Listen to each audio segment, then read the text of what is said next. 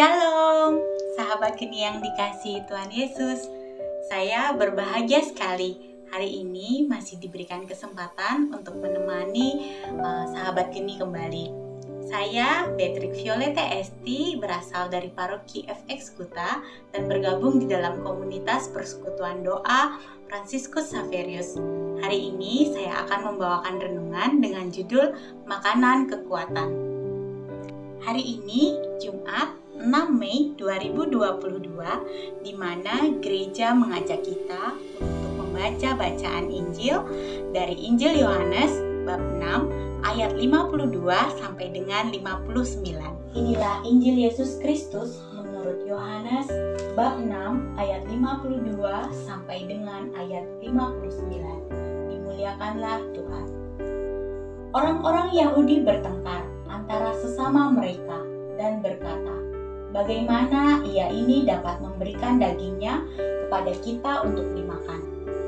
Maka kata Yesus kepada mereka, aku berkata kepadamu, sesungguhnya jikalau kamu tidak makan daging anak manusia dan minum darahnya, kamu tidak mempunyai hidup di dalam dirimu.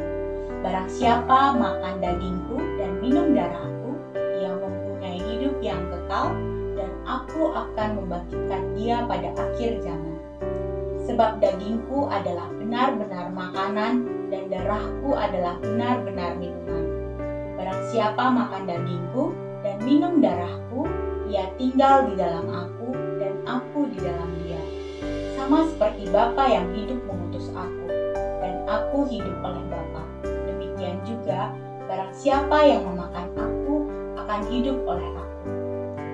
Inilah roti yang telah turun dari sorga, bukan roti seperti yang dimakan nenek moyangmu dan mereka telah mati. Barang siapa makan roti ini, ia akan hidup selama-lamanya. Semuanya ini dikatakan Yesus di Kapernaum ketika ia mengajar di rumah ibadat. Demikianlah sabda Tuhan. Terpujilah Kristus. Makanan itu sesuatu yang penting untuk manusia. Makanan juga bisa menjadi salah satu cara untuk bertahan hidup. Bayangkan kalau kita dalam kondisi tidak ada makanan. Kita bisa kelaparan, kita bisa mudah sakit, kita lemah. Bahkan kita kehilangan kemampuan untuk bertahan hidup. Bisa-bisa kita juga diantarkan pada kematian. Karena kelaparan, orang bisa menjadi lupa akan ajaran Tuhan, mendorong orang untuk melakukan segala cara untuk bertahan hidup. Bahkan ada yang bisa sampai mencuri atau mengambil hak orang lain. Hari ini Yesus berkata, sesungguhnya jikalau kamu tidak makan daging anak manusia dan minum darahnya, kamu tidak mempunyai hidup di dalam dirimu. Tuhan Yesus menjadikan dirinya makanan dan minuman. Di sini Tuhan Yesus menguatkan kita, memberikan kita kekuatan baru. Tuhan Yesus tidak menghendaki kita lemah, kita sakit, bahkan jatuh dalam dosa karena melanggar perintah Allah. Tuhan kita, Tuhan Yesus, tidak membiarkan kita berjuang sendiri dalam menghadapi kehidupan. Tuhan Yesus memberikan dirinya untuk kita, memberikan kita Ekaristi. Ekaristi adalah sakramen kehidupan.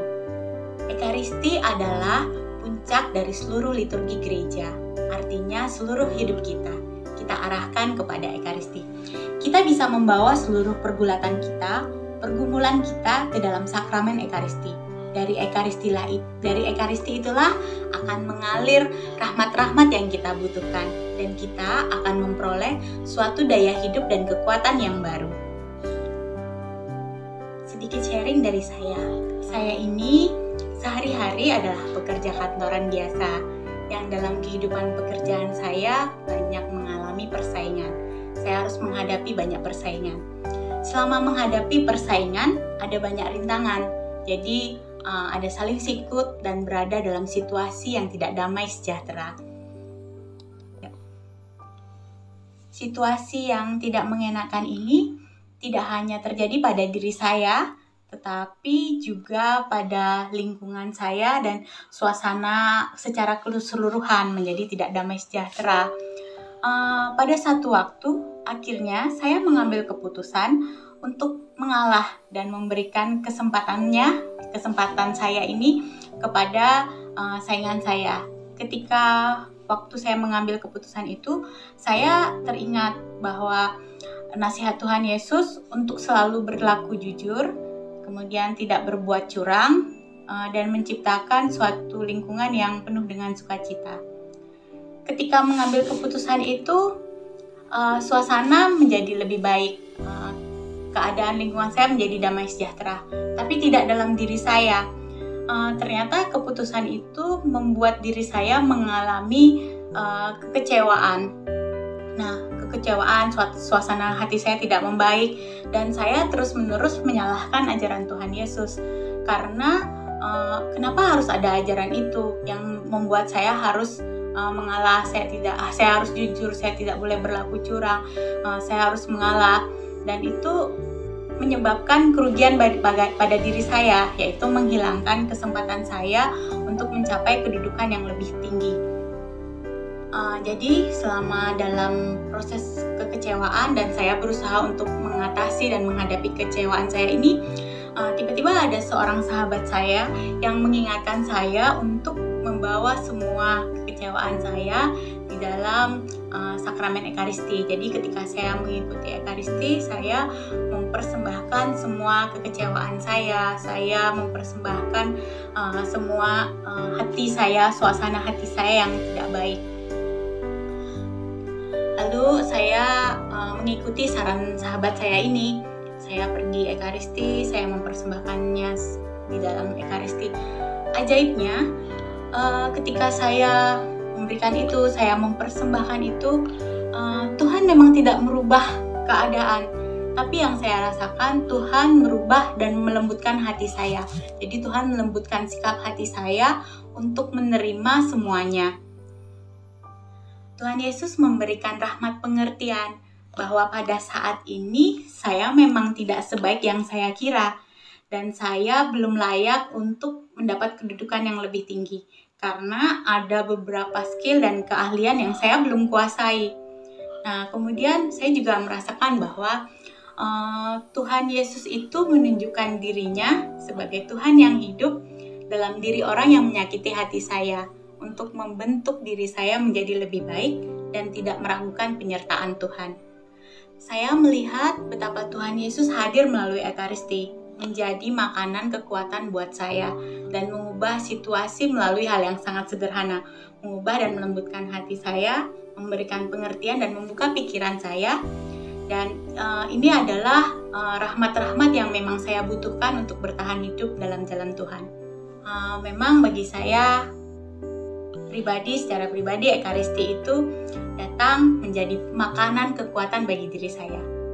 Sahabat Kini yang terkasih, sekian renungan dari saya. Untuk menutup renungan kita pada hari ini, mari kita berdoa memohonkan kesetiaan untuk merayakan sakramen Ekaristi. Mari kita buka dalam tanda kemenangan kita demi nama Bapa dan Putra dan Roh Kudus. Amin. Ya Bapa, kami bersyukur karena sakramen Ekaristi yang telah Engkau berikan kepada kami melalui Yesus Kristus Putramu. Kami mohon jadikan kami setia merayakan sakramen Ekaristi dan mengambil kekuatan serta menghayatinya sesuai dengan kehendak-Mu. Demi Kristus Tuhan dan Juru Selamat kami, kemuliaan kepada Bapa dan Putra dan Roh Kudus, seperti pada permulaan, sekarang, selalu, dan sepanjang segala abad. Amin. Demi nama Bapa dan Putra dan Roh Kudus. Amin. Sampai jumpa pada kesempatan yang lain. Dadah!